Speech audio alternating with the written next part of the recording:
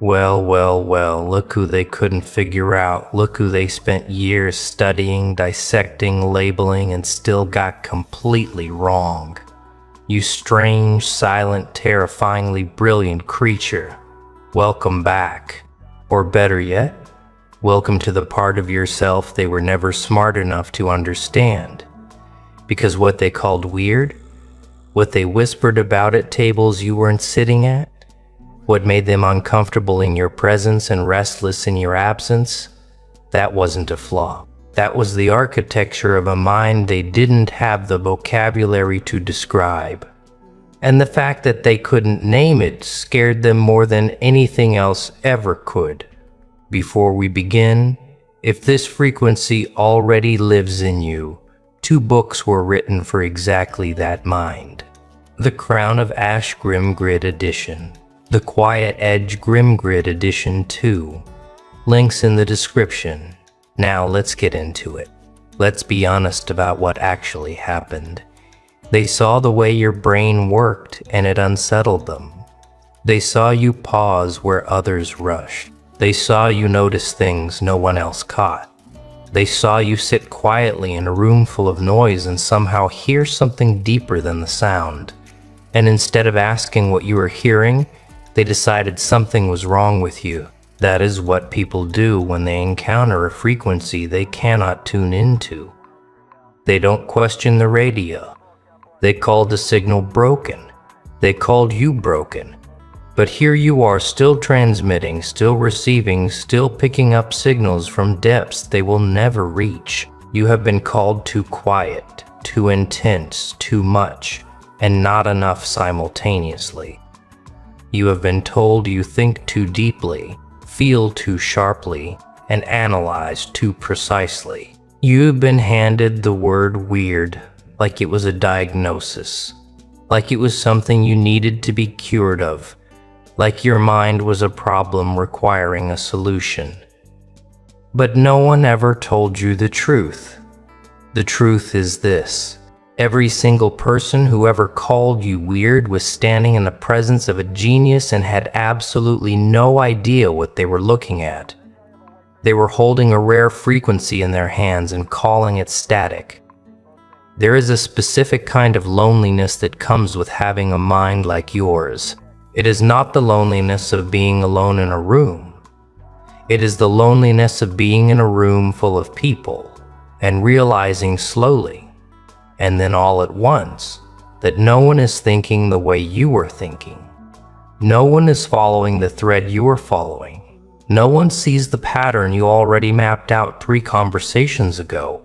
And so you stop talking, not because you have nothing to say, but because you already know they won't follow you there. And that silence gets mistaken for arrogance or strangeness or both. They thought you were distant. What you actually were was already ahead. They thought you were difficult. What you actually were was precise. They thought you were cold. What you actually were was exhausted from translating yourself into a language that kept losing meaning by the time it arrived. Because that is what genius costs. It costs you the easy conversations. It costs you the comfortable smallness. It costs you the nod of recognition from people who simply do not have the depth to meet you where you live. And you paid that price without even understanding that it was a price. Because you never chose to be this way. You were just built different, wired different. And the world told you that was something to be ashamed of.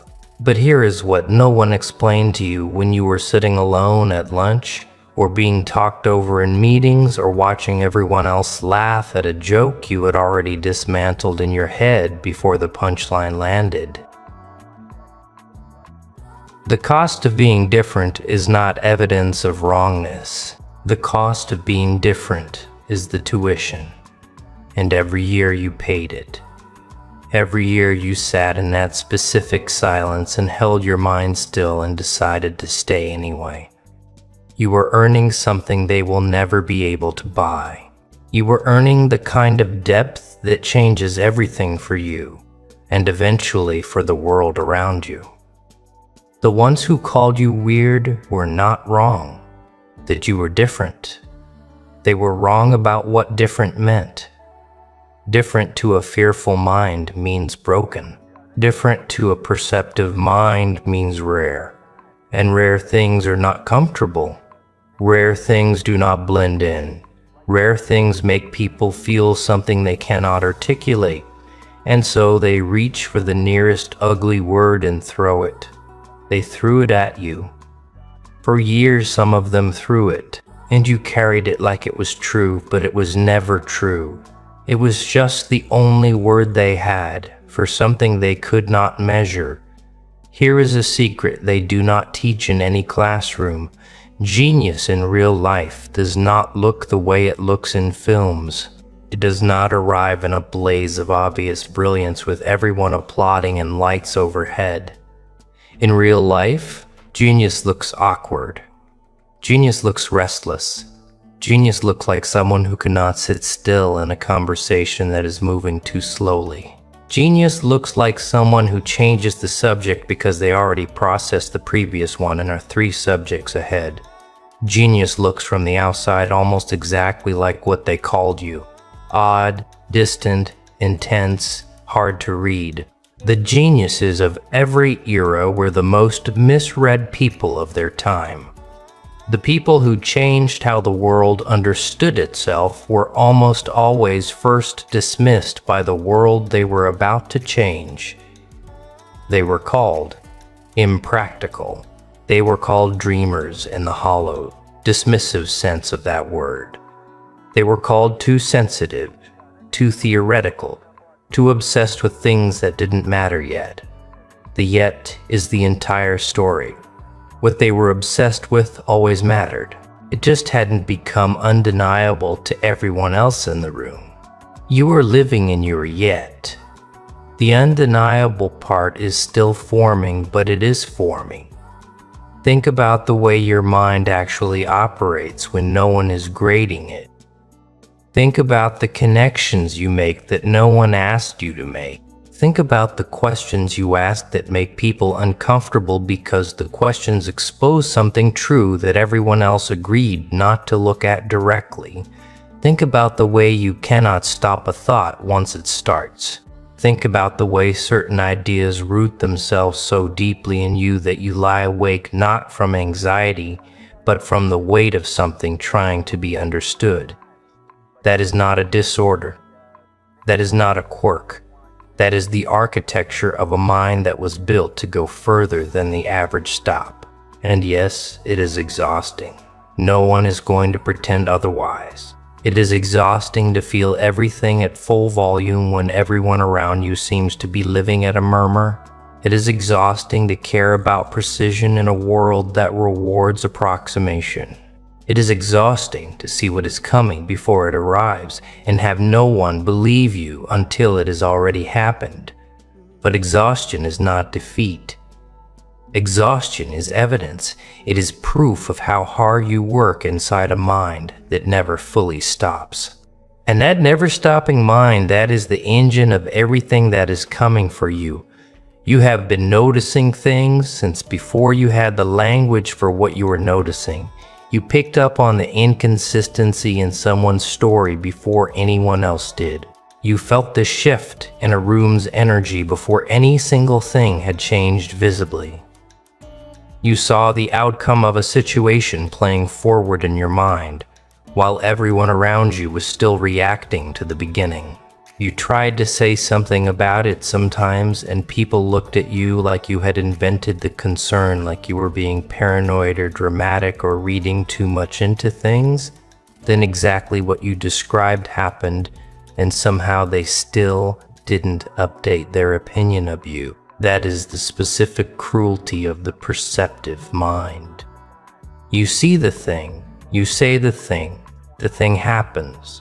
And somehow the credit does not go where the vision did. Instead they say, you got lucky. Instead they say, you got lucky. Instead they say, it was obvious. Instead, they quietly absorb what you gave them carry it forward, and forget that you were the one who stood there seeing it first, while everyone else was still arguing about whether there was anything to see. This is not a small thing. This is not a grievance. This is a pattern that matters, because what it reveals is that your vision is real, your perception is real, and the world around you is consistently catching up to a place you already were. The patterns you see are not accidents of overthinking. Overthinking is what the underprepared mind calls the prepared mind working at speed. When your brain cycles through 40 possibilities before someone else has considered 5, that is not anxiety dressed up as intelligence, that is processing power. That is the thing that makes certain people dangerous in the most productive sense of the word. The sense that means they cannot be fooled as easily. The sense that means they will find the leverage point in a system faster than anyone else in the room. The sense that means when something actually matters, you want them thinking. And you have always been that person. In every room, every situation, every problem that landed in your life, you were the one running the deeper calculation. Sometimes you hid it. Sometimes you learned to perform the slower version of yourself so people would feel more comfortable.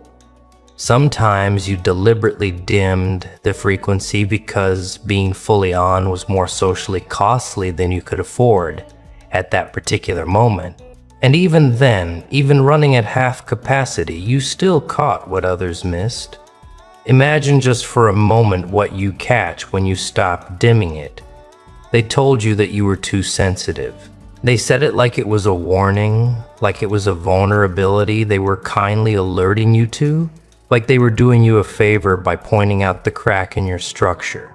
But sensitivity and intelligence are not separate things. They are the same system operating through different channels.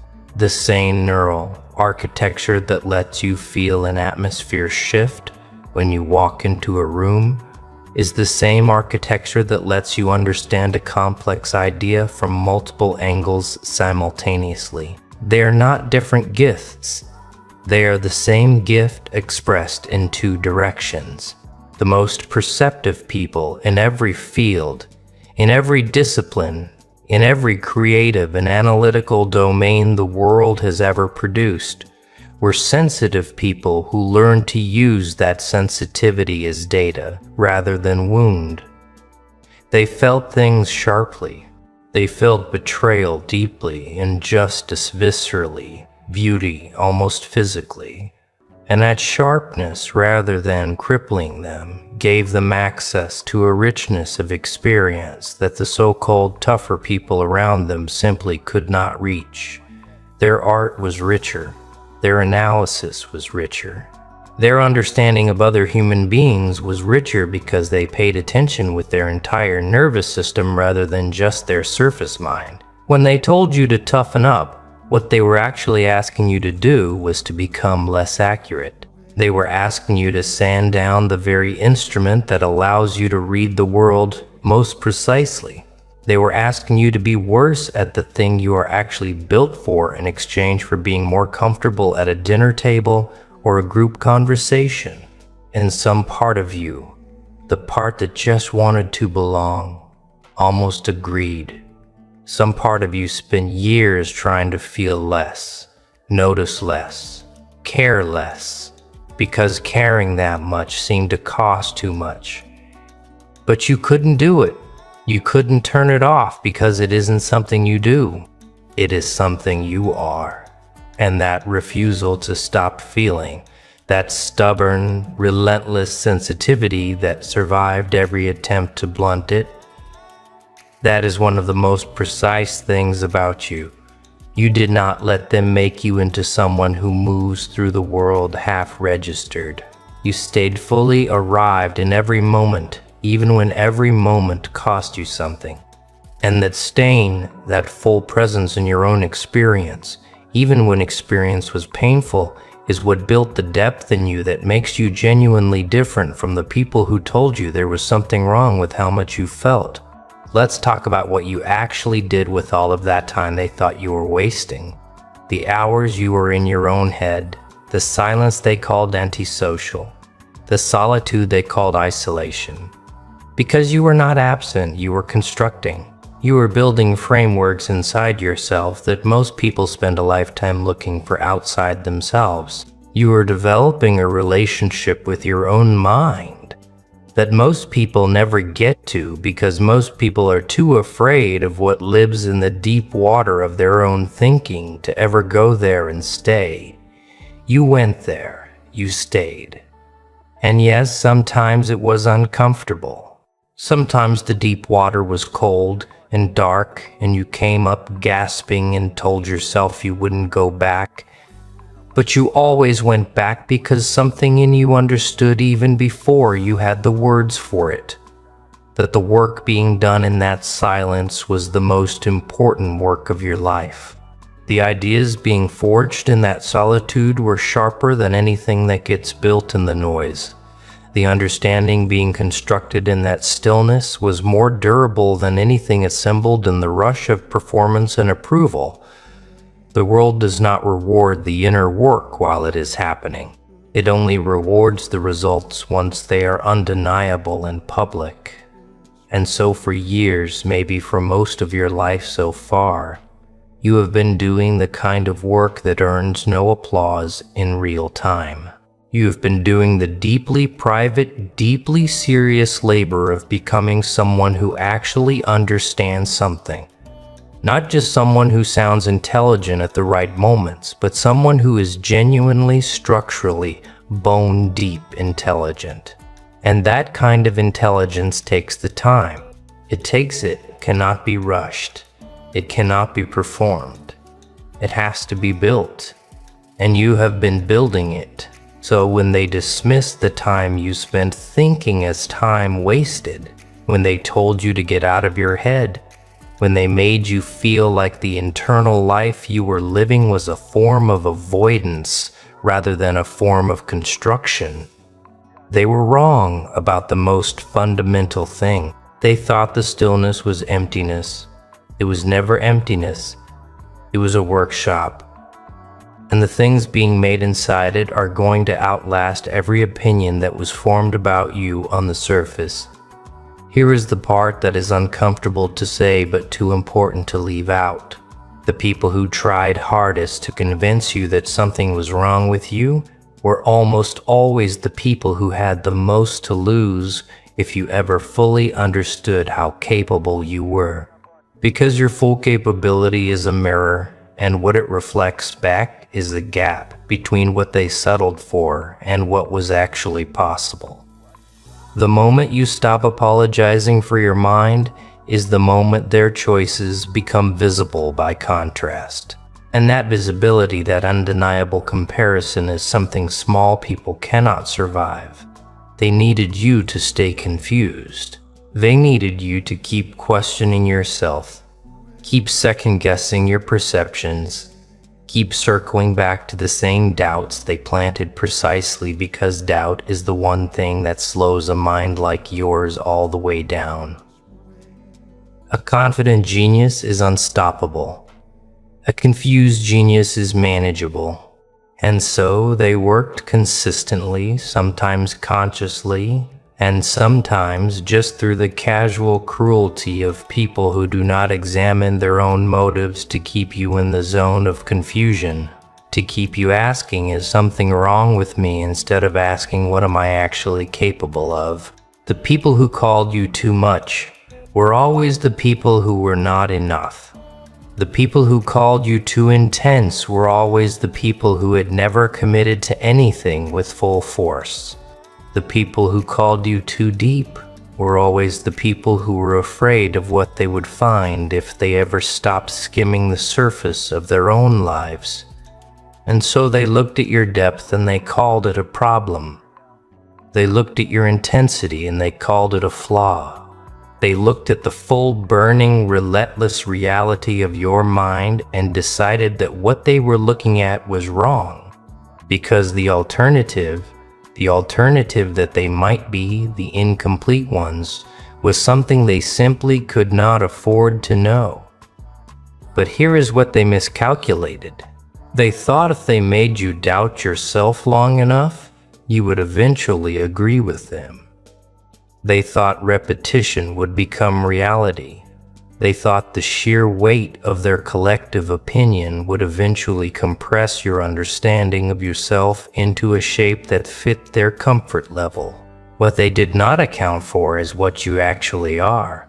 What they did not account for is the specific quality of a mind that has been tested by difficulty and emerged not broken, but clarified. What they did not account for is that pressure applied to the right kind of material does not crush it, it sharpens it.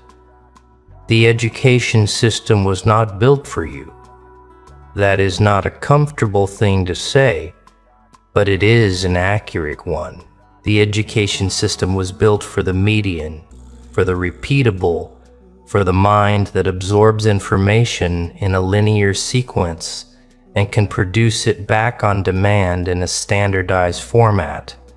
And your mind does not work that way. Your mind works through connection, through pattern, through the sudden lateral leap that takes two things that seem unrelated and finds the invisible thread between them. Your mind works through deep immersion in things that interest you, and almost complete disengagement from things that do not. That is not a learning disability. That is a different kind of intelligence architecture. The things you learn fastest were the things no one taught you in a classroom. The things you understand most deeply are the things you arrived at through your own relentless questioning, your own circling, your own refusal to accept the surface answer, when the deeper answer was clearly still down there waiting. You have always been a self-directed mind in a system that rewards following directions. And the gap between what you were built to do and what you were asked to do created a friction that got mistaken for incompetence. It was never incompetence. It was incompatibility. There's an enormous difference. The grades they gave you were not a measurement of your intelligence. They were a measurement of how well your intelligence aligned with the specific format of measurement being used, and the format was always the wrong one for the way you think. The tests were always optimized for a kind of thinking you were not built to perform at its best, and so you walked away from institutions carrying scores and assessments that told the story about you that was structurally incapable of being accurate. You walked away from a measuring system that didn't have a unit of measurement that corresponded to what you actually had. And somewhere in you, you knew it even when no one else believed it. Some part of you always knew the score was wrong. The intelligence that actually lives in you is the kind that shows up in real problems, in real situations, in the moments when the framework fails and someone has to think outside of it. It shows up when the map stops matching the territory and someone has to navigate anyway. It shows up in the midnight insight in the problem that has stumped everyone else for weeks until the moment you sit down with it alone and something in your mind reaches out and simply touches the answer. That kind of intelligence does not score well on standardized tests, but it does the things that matter most when the stakes are highest. You have always understood people better than most of them understood themselves.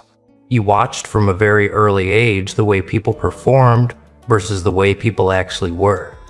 You noticed the gap between the story someone told about themselves and the story their behavior was telling simultaneously. You watched people claim values they didn't hold and disown feelings they were obviously experiencing. You saw the subtext running under the text, the secondary motive moving behind the stated one, the real wound being protected by the elaborate constructed personality on top of it. And you understood, even if you couldn't articulate it, what all of it meant. This made you strange to people, because when you see someone that clearly, you cannot pretend not to. You cannot sit across from someone and perform the social fiction that you believe the performance they are giving. Something in you is always reading the deeper layer. Something in you is always tracking the thing no one said. And people feel that even when they cannot name it, even when they have no conscious awareness that they are being perceived at the level they are being perceived at, they feel it, and it makes them uncomfortable. Because being truly seen, not the version of yourself you present, but the actual version, is one of the most uncomfortable human experiences. So they called you intense. They called you strange. They said you made them feel a certain way they couldn't explain, and that feeling was not entirely comfortable. What they were describing was the experience of being in the presence of someone who was actually paying attention, not the social surface kind of attention, the real kind. The kind that misses nothing and forgets nothing and connects what it finds into a picture that is more often than not significantly more accurate than the picture the subject has of themselves. That is not a social disadvantage. That is a profound and rare human capacity, and you have had it since before you knew what to do with it. The question now is not whether you have this capacity. The question is what you are going to do with it now that you understand what it is. Because a mind that can read people, read systems, read patterns, read the thing beneath the thing, is not a mind built for a small life. It is not a mind built for the background.